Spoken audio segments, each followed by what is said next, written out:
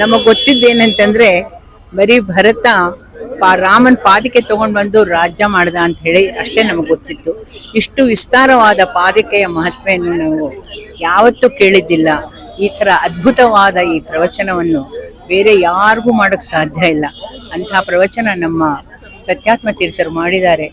ಇದನ್ನ ನಾವು ಕೇಳಿ ಧನ್ಯರಾಗಿದ್ದೀವಿ ಅಂತ ನಾವು ಭಾವಿಸ್ತೀವಿ. ನಮಸ್ಕಾರಗಳು, ಧನ್ಯವಾದಗಳು. ಸ್ವಾಮಿಗಳು ಮಾಡಿ ಇಲ್ಲಿ ಬದಲಾವಣೆ ಆಗ್ಬೇಕಂದ್ರೆ ಮಕ್ಕಳಲ್ಲಿ ಬದಲಾವಣೆ ಆಗಬೇಕು. ಅಲ್ಲಿ ಅವರು ಬರ್ತಾ ಇಲ್ಲ. ಇನ್ನೊಂದು ಈ ತರ ದೊಡ್ಡ ಸ್ವಾಮಿಗಳ ಹತ್ರ ಕೇಳ್ಬಿಟ್ರೆ ಅವರೇ ಬೇರೆ. ಆಮೇಲೆ ಈತನದ್ದೇನು ನಾವು ಈ ಪಾದಿಕೆ ಮಹತ್ವ ಏನಿಷ್ಟು ಕೇಳಿದೀವಲ್ಲ, ಇಂಥ ನಾವ್ ಎಂದೂ ಕೇಳಲ್ಲ, ಮುಂದೂ ಕೇಳಲ್ಲ.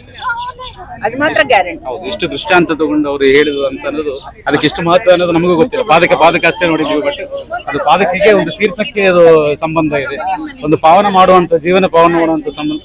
ಈಗ ನಮ್ಮ ತಲೆಯಲ್ಲಿ ಏನ್ ಬರುತ್ತೆ ಅಂದ್ರೆ, ರಾಮ ಅಂದ್ರೆ ರಾಮನ ಪಾದಕ್ಕೆ ನಮಸ್ಕಾರ ಮಾಡಿ ಆಮೇಲೆ ರಾಮಗೆ ನಮಸ್ಕಾರ ಮಾಡ್ಬೇಕು ಅನ್ಸುತ್ತೆ. ಆ ತರ ಭಾವನೆ ತಂದ್ಬಿಟ್ರು ನಮ್ಮ ಮನೆಯಲ್ಲಿ. ಖಂಡಿತ ಖಂಡಿತ. ಜೊತೆಗೆ ಶೇಷ ಮತ್ತೆ ಗರುಡ ಪಾದುಕೆ ಸಮಾನ ಅಂತ ನಮ್ಗೆ ಈಗ ಅದು ಅರಿವಾಯ್ತು. ಹೇಳಿದ್ ನಾನು, ಅರಿವೇ ಗೊತ್ತಿರ್ಲಿಲ್ಲ. ಹೊಸ ಹೊಸ ಬಹಳ ಒಳ್ಳೆ ವಿಚಾರ. ನಮಸ್ಕಾರ. ಇವತ್ತಿನ ಗುರುಗಳು ಹೇಳಿದ ಪ್ರವಚನ ಬಗ್ಗೆ ನಿಮ್ಗೆ ಏನ್ ಅನ್ಸ್ತಿದೆ? ಹರೇ ಶ್ರೀನಿವಾಸ. ಮೊಟ್ಟ ಮೊದಲಿಗೆ ನಮ್ಮ ಪರಮ ಪೂಜ್ಯ ಶ್ರೀ ಶ್ರೀ ಶ್ರೀ ಉತ್ತರಾದಿ ಮಠಾಧೀಶ್ವರಿಗೆ ನನ್ನ ಅನಂತ ಪ್ರಣಾಮಗಳು. ಅದು ಭಗವಂತ ನಮ್ಮನ್ನ ಇಲ್ಲಿಗೆ ಕರ್ಕೊಂಬಂದಿರ್ತಾನೆ ಗುರುಗಳ ಅನುಗ್ರಹದಿಂದ. ಇವತ್ತಿನ ದಿವಸ ಪಾದುಕೆಯ ಮಹಿಮೆಯನ್ನು ಬಹಳ ವಿಸ್ತಾರವಾಗಿ ವಿವರಿಸಿದ್ದಾರೆ. ನಾವೇನೋ ಪಾದುಕೆ ಅಂದರೆ ಮರದ್ದೊಂದು ತಂದಿಟ್ಕೊಂಡ್ಬಿಡ್ತೀವಿ, ಅದರದ್ದು ನಮಗೆ ವ್ಯಾಲ್ಯೂ ಗೊತ್ತಿರೋದಿಲ್ಲ.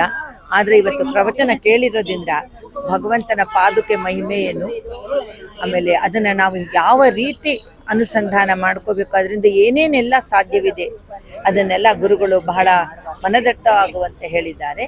ಹರೇ ಶ್ರೀನಿವಾಸ. ಧನ್ಯವಾದ. ಶ್ರೀರಾಮನ ನಾಮಕ್ಕೆ ಬೆಲೆ ಇದೆ. ಶ್ರೀರಾಮ ಅನ್ನೋದು ಬಹಳ ಮುಖ್ಯ.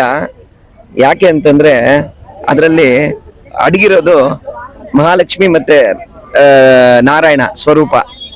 ಆ ಒಂದು ಸ್ಮರಣೆ ಮಾಡಿದ್ರೆ ನಮಗೆ ಎಲ್ಲ ಸುಖ, ಸಂತೋಷ, ಆರೋಗ್ಯ, ನೆಮ್ಮದಿ, ಯೋಗ, ಕ್ಷೇಮ ಎಲ್ಲ ಬರುತ್ತೆ. ಅದು ಮುಖ್ಯ.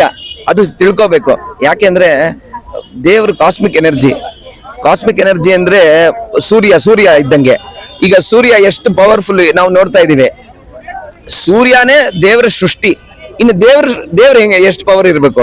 Cosmic energy. ಆ ಪವರ್, ಆ ತಿಳುವಳಿಕೆ ಬರ್ಬೇಕು. ಆ ತಿಳುವಳಿಕೆ ಬಂದ್ರೆ ನಮ್ಗೆ ಎಷ್ಟೋ ಅನುಕೂಲ ಆಗುತ್ತೆ. ಈ ಸೂರ್ಯನ ನೋಡಿದ್ರೆ ನಮ್ಗೆ ಎಷ್ಟು ಪವರ್ ಇದೆ ಅಂತ ಗೊತ್ತಾಗುತ್ತೆ. ಸೂರ್ಯನ ಒಂದು ಅರ್ಧ ಗಂಟೆ ಬರೀ ಕಣ್ಣಿಂದ ನೋಡಕ್ ಆಗಲ್ಲ. ಯಾಕೆಂದ್ರೆ ಅಷ್ಟು ಪವರ್ ಇದೆ. ಅದು ದೇವರ ಪವರ್ ಅಂದ್ರೆ ಅರ್ಥ ಮಾಡ್ಕೋಬೇಕಾಗಿರೋದು.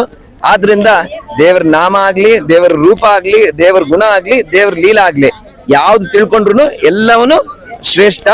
ಜೈ ಶ್ರೀರಾಮ್. ಧನ್ಯವಾದಗಳು. ಬಹಳ ಸಂತೋಷ ಆಯ್ತು.